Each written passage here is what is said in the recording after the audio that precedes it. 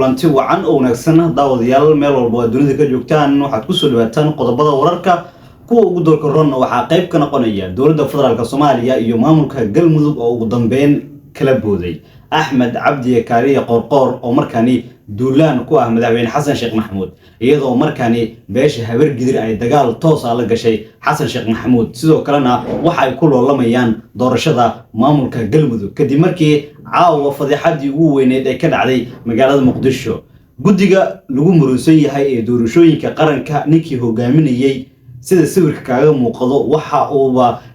loolan siyaasadeed ama markaani uu ololeynaya mid ka mid ah ragga isku soo taagay in ay madaxweyne ka noqdaan maamulka Galmudug waa ninka lagu magacaabo Liibaan Shuluq ayuu u ololeynayaa ninkii ahaa gudoomiyaha markaasi doorashooyinka qaranka oo markaasi uu watay madaxweynaha waqtigiisu dhamaaday ee Xasan Sheekh Maxamuud Axmed Cabdi Kaariye Qorqor oo sidoo kale garab weyn ka helaya beeshiisa ayaa waxa ay doonayaan inay guud ahaanba weerar ku qadaan madaxweyne Xasan Sheekh Maxamuud waxaan kula wadaagi doonaa markani dagaalka cusub ee markani ka dhax qarxay dowladda dhexe ee Soomaaliya iyo sidoo kale maamulka Galmudug oo uu hogaaminayo Axmed Cabdi Kaariye Qorqor iyo sidoo kale General Ilcade Saadaq John iyo sidoo kale markaasi mas'uuliyiin sarsare oo markaasi ka tirsan dowladda federaalka Soomaaliya oo markaani la saftay madaxweynaha maamulkaasi ee Galmudug Axmed Cabdi Kaariye Qorqor iyo sidoo kale Mahad Salaad Liibaan Shuluq iyo Axmed Macalin Fiqi oo iyaguna wata musharaxa markaani ee xisbiga JSB ee markaasi u tartamaya maamulka Galmudug dadkii ka soo jeeday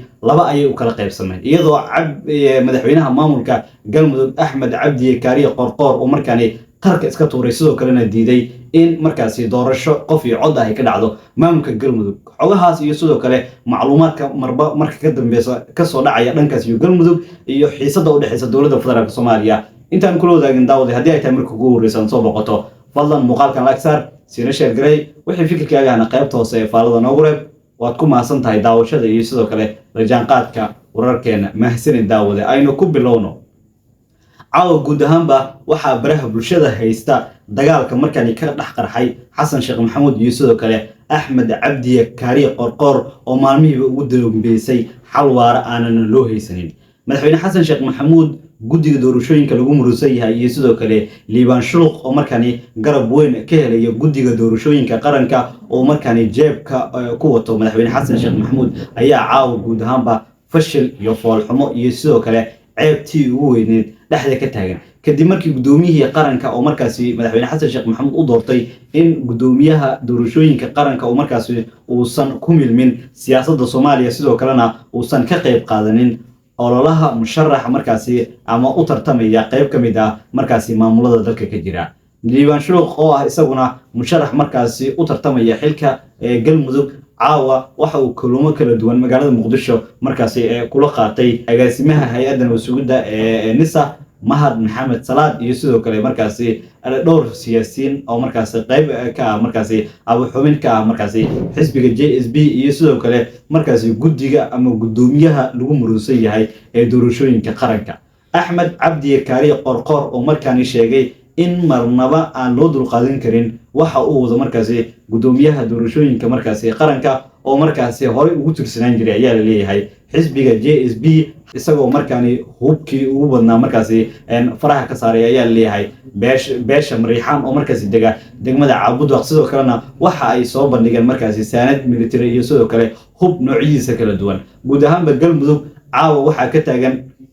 ooyay albaabka xira Axmed Cabdi Kaariye Qorqor sidoo kalena marnaba waa uu diidan yahay in doorasho qof iyo cod ah ay ka dhacdo maamulkaasi Galmudug isagoo markaani sababta ugu weyn ee Galmudug uu diidan yahay in doorasho qof iyo cod ay ka dhacdo ay tahay in madaxweyne Xasan Sheekh Maxamuud uu doonayo in Liibaan Shuluq oo markaasi uu hogaamiyo maamulkaasi Galmudug Axmed Cabdi Kaariye Qorqor iyo sidoo kale General Ilcade Saadaq John iyo sidoo kale markaasi xubno badan oo markaasi garab siinaya Axmed Cabdi Kaariye Qorqor iyaguna guud ahaanba way diidan yihiin markaasi in doorasho qof iyo cod ay ka dhacdo taasi uu doonayo in madaxweyne Xasan Sheekh Maxamuud qofka uu rabo markaasi uu jeebkiisa kala soo baxo Ilcade isaguna markaasi hub iyo sidoo kale ciidan ayuu markaasi ku daadgureynaya magaalada Dhuusamareeb isagoo markaasi isaga iyo sidoo kale Saadaq John ay markaasi la safan yihiin madaxweynaha haatan muddo xileedka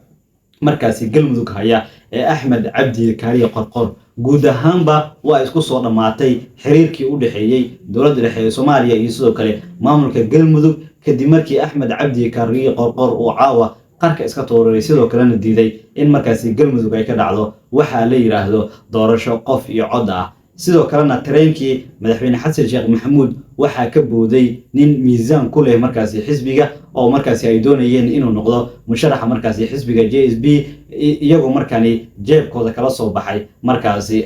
musharaxa lagu magacaabo Liibaan Shuluq iyo sidoo kale agaasimaha hay'adda nabad sugidda iyo sodonka qaranka NISA Mahad Maxamed Salaad caawa ay heshiiyeen sidoo kalena waxa ay ku heshiiyeen markaasi in Liibaan Shuluq markaasi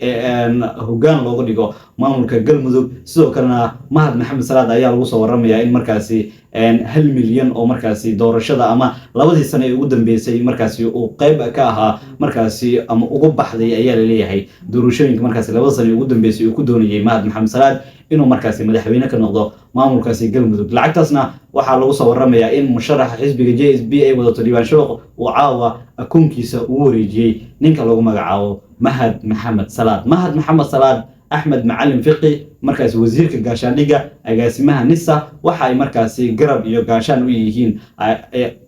أيال ليه مركزي ليوان شلق أو مركاني هاتن أطر تمية حلكة مدحبينها مركزي قلمدوق مركزي سوماليا أحمد عبدي كاري قرقور يسوون مركزي مشر يرى سو كلنا مركزي سياسيين مركزي كترسن دولة أيها يسوون وقرب كهلي يعني كلو مجعو حلبان عبد الرحمن أذواء oo horay ugu tirsanaa xisbiga JSB iyo sidoo kale General Indacade Saadaq John oo markaasi isaguna markaasi dabyar aanan shidin ayaa iyaguna markaasi garab waxa ay u yihiin markaasi maamulka Galmudug Axmed Cabdi Kaariye Qorqor waxa uu leeyahay ma ahan ma halkan Baydhabo halkani waa Galmudug ee Soomaaliya isaguna waxa uu ku soo waramayaa markaasi in aysan ahayn in uu maro wadadii lafta gareen horay oo uu maray oo ah in dawladdu ay lafta gareen xoog ugu saartay magaalada Baydhabo kadibna halkaasi dawladdu ay geysatay markaasi iyadoo musharax ay wadato musharaxina ayaana ku guuleystay doorashadii ka dhacday maamulka markaasi Koonfur Galbeed Soomaaliya waana gudoomiyihii baarlamaanka Sheekh Aadan Madoobe oo haatan ah hogaamiyaha cusub ee markaasi maamulka Koonfur Galbeed Soomaaliya dad badan oo markaasi siyaasadda Soomaaliya falanqeey waxay leeyihiin Axmed Cabdi Kaariye Qorqor markaasi waxa uu markaasi dhabada markaasi u xareeyaa in uu raaco wadadii horay lafta gareen oo maray taasi oo ah in markaasi Galmudug uusan ka tagin sidoo kalena markaasi Galmudug uu joogo sidoo kalena hadii dagaal ay noqoto oo markaasi dawladdu uu dagaal la galo isagoo markaani haatan haysta ayaa leeyahay in ka badan ciidamadii lafta gareen horay u haystay inta uusan ka bixin magaalada Baydhabo xasan sheekh maxamuud aad ay u adkaanaysa madaxweynaha markaasi mudxiriidkiisu uu dhamaaday sidoo kalena dad badan ay ku murusan yihiin inuu yahay madaxweynaha markaasi mudxiriidkiisa goor hore uu soo dhamaaday sidoo kalena haatan talada u jooga muddo kororsi waxa uu leeyahay xasan sheekh maxamuud haatan markaasi dagaal toos ah ama bareera kuma qaadi karo maamulka Galmudug maadaama Axmed Cabdi Kaariye Qorqor markaasi isagu uu haysto ciidan fara badan sidoo kalena markaasi rag waaweyn oo siyaasadda Soomaaliya miisaan ku leh Saadaq John General Indacade iyo sidoo kale xildhibaan Cabdiraxmaan Oduwa iyagu markaasi ay qayb ka yihiin xaaladda Galmudug ma ahan mid sahlan iyadoo saacadii ugu dambeeyay xasan sheekh maxamuud iyo sidoo kale Axmed Cabdi Kaariye Qorqor khilaafkooda oo sidoo kale aad u soo xeegaystay wixii wararo ka soo kordho markaasi khilaafka u dhaxeeya dawladda dhexe ee Soomaaliya iyo sidoo kale maamulkaasi Galmudug heerka ka sii dambeysay oo ay gaarto saaxiibayaal halkan ayaan idinku wadaagi doonaa haddii ay tahay marka kugu horeysan soo boqoto ama aad ila soo gaartay dhamaadka waxaan ka codsanayaa inaad mar labaad YouTube-keena subscribe saarto oo aad ka mid noqoto saaxiibada ugu xiran oo markasta halkan aan ugu baahiyo xogihii ugu dambeeyay arrimaha Soomaalida iyo caalamka intaba